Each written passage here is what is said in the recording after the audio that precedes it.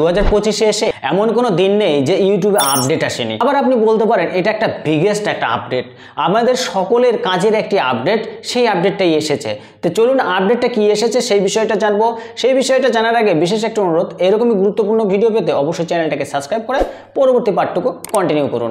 আজ থেকে কয়েকদিন আগেও একটা আপডেট এসেছিল, আপনার চ্যানেলটা যে কোনো মুহূর্তে ডিলিট হয়ে যেতে পারে আপনি যদি এই সব পলিসিগুলোকে না মানেন বা আপনি কমিউনিটি গাইডলাইনটাকে যদি না মানেন।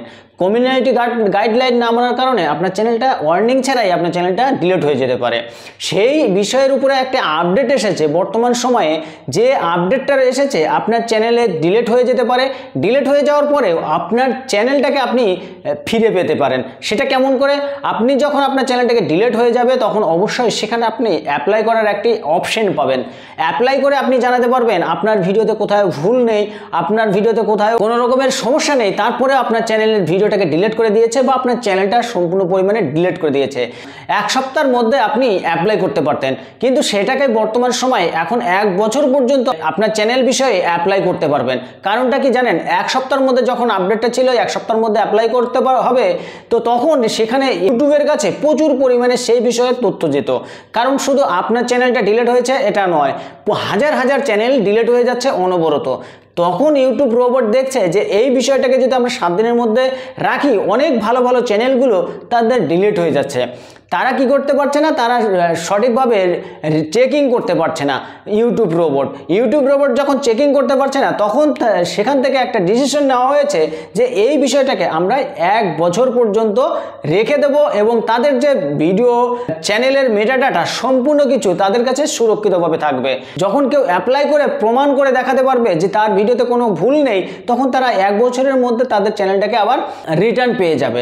রিটার্ন পেয়ে গিয়ে তারা তাদের সমস্যাগুলোকে সমাধান করতে পারবে। কিন্তু একই ভুল যদি আপনি বারবার প্রতিটা ভিডিওতেই করেন, তাহলে আপনার চ্যানেলটাকে কখনোই আপনি ফিরে পাবেন না। তার মধ্যে কি কি পলিসিগুলো রয়েছে সেই সকল পলিসিগুলোকে অবশ্যই আপনার মানতে হবে বা কমিউনিটি গাইডলাইনগুলোকে মানতে হবে। কমিউনিটি গাইডলাইনগুলোকে যদি না মানেন তাহলে আপনার চ্যানেলে কখনোই আপনি রিটার্ন পাবেন না।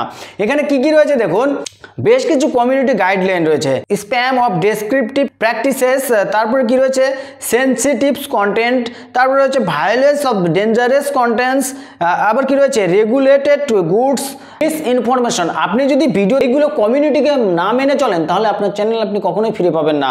তারপর নিচে দেখুন কি রয়েছে এডুকেশনাল, ডকুমেন্টারি, বিভিন্ন ধরনের যে কমিউনিটি গাইডলাইনগুলো রয়েছে। দেখা গেল আপনি একের পর এক ভিডিওতে আপনি এই মিস্টেকগুলো করে যাচ্ছেন, এই গাইডলাইনগুলো আপনি মেনে চলছেন না, তখন আপনার চ্যানেল যত চেষ্টাই করুন না কেন আপনার চ্যানেল কখনো আপনি ফিরে পাবেন না। তখনই আপনি ফিরে পাবেন যখন আপনি এইগুলোকে আপনি সঠিকভাবে করতে পারবেন, কমিউনিটি গাইডলাইনটাকে আপনি মেনে চলতে পারবেন, তখনই আপনার চ্যানেলটাকে আপনার ডিলিট চ্যানেলটাকেও আপনি ফিরে পাবেন। এবং সেখানে প্রমাণ করে দেখিয়ে দিতে হবে আপনার চ্যানেলের বা আপনার ভিডিওতে কোনো ভুল নেই। আপনি যখনই প্রমাণ করে দেখাতে পারবেন তখনই আপনার চ্যানেলটাকে আপনি ফিরে পাবেন। তো আজকের যে বিষয়টা ছিল, আপনার চ্যানেলটা 1 সপ্তাহ থেকে আপনি 1 বছরের মধ্যে অ্যাপ্লাই করতে পারবেন এবং আপনার চ্যানেলের ভিডিওগুলো যদি সঠিক হয় তাহলে আপনার চ্যানেলটাকে রিটার্ন পাবেন।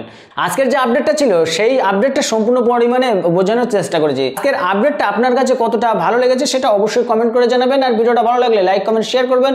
চলুন দেখা হচ্ছে নেক্সট ভিডিওতে, ততক্ষণে ভালো থাকবেন, সুস্থ থাকবেন।